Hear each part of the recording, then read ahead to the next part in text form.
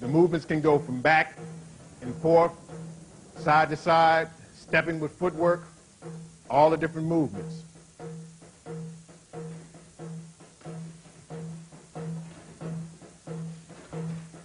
These movements are actually capturing the opponent.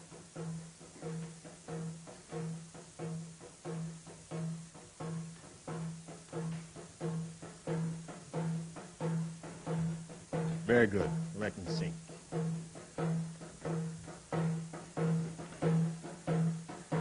Three, two, one. Thank you. Now what we're going to do is move into the realm of possibility and probability. Those movements that we can derive from the dance form and relate into martial knowledge. So we're going to take that actual movement and do it with the person. So that when he punches, these are the movements that we worked with the dance, so that you get an understanding of how they relate from moving from the dance into the fighting actuality. So we parry, we lift, we pull, and we move into the same position.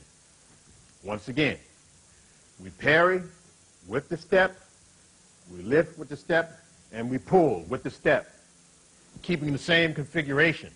Now, this can be utilized with an aggressive pull to be able to pull the opponent off balance. In other words, as he punches here, this way. Once more. To pull the opponent off balance. Then we can move into being able to tighten him up a little bit with hands, with knees, with feet, with the head, because all the particular weapons and tools of the body are utilized to destroy the opponent. So when he punches here, this way.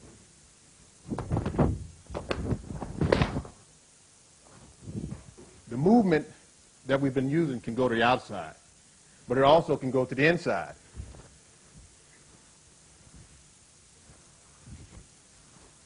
With the step, the hand hits, and we pull, coordinating the movement. Also, going back to the outside, we can parry and hit without the footwork being utilized. We can also put the first arm in other words, just parrying this way. Or we can use the second motion, which would just be a lift.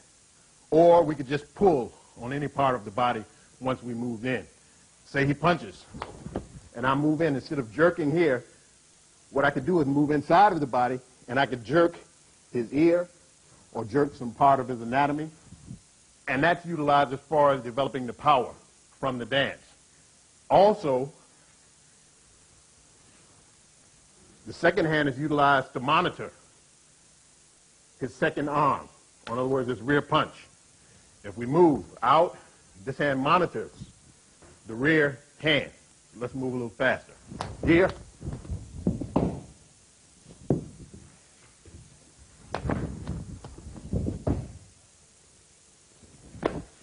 Also, moving to the inside. The rear hand is utilized to monitor the rear hand. Here. This way.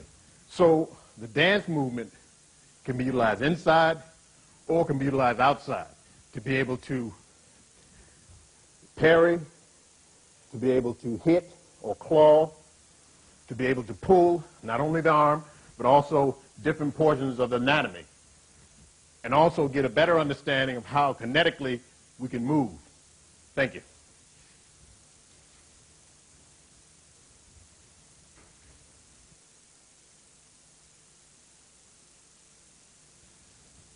Now we're going to move into our second dance move.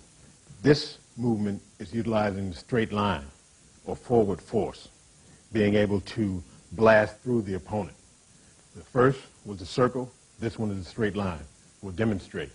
Begin.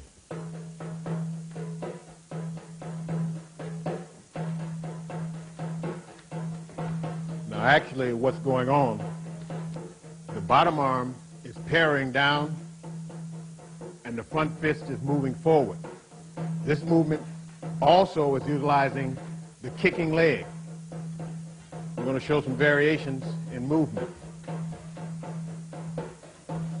It can go from side to side. It can circle. It can move in all different directions. From these movements, we devise and derive our straightforward power, being able to kick forward, being able to punch forward, and get a better understanding of the forward motion, and also blasting through the opponent. 3, 2, 1. Thank you. All right, now this time, what we're doing is we're going into the opponent. We want to get a chance to be able to clash, like two rams moving in, or two bulls. So this one, the movement is into the opponent, this way, here, this way, in and through. It can be done slowly, just to show what's actually going on. This can be with the finger jab to the eye also, but it's giving forward power, being able to deliver force, here, and moving forward, almost as if we were ignoring the opponent. He comes forward, and we move forward and past and through him. Here, this way. Arm breaks this way.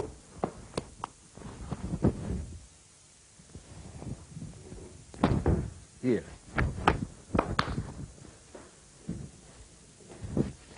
So that we are developing forward power, being able to punch, being able to destroy not only specific targets in specific areas, but also the force of the body. Because like I said, martial art is social. We want to be close, we want to be tight. Because there's a lot of grappling involved, slowly. The leg kicks, the fist punches, the arm breaks. Also, this hand monitors the rear hand so that he can't punch. This one hits. And we move in for the strangulation. We also can take this movement to the inside. Here, kicking the leg, going forward and punching, this way. Here, elbow and down.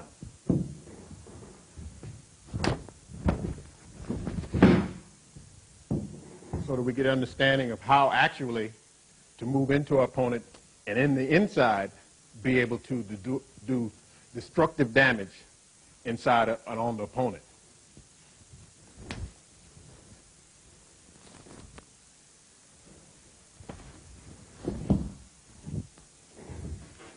So we move outside.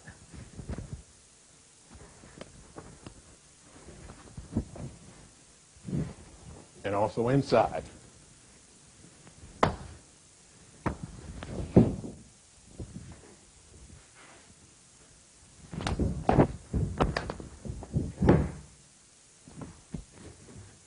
These movements are taken directly from the dance. We can see the correlation. We can see how, in the dance movement, the force is delivered, and how, in actuality, the force is delivered. Here.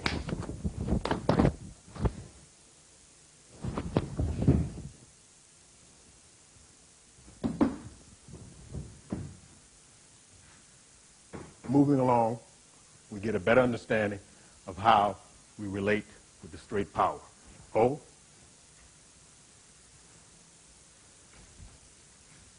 Moving to our next dance movement.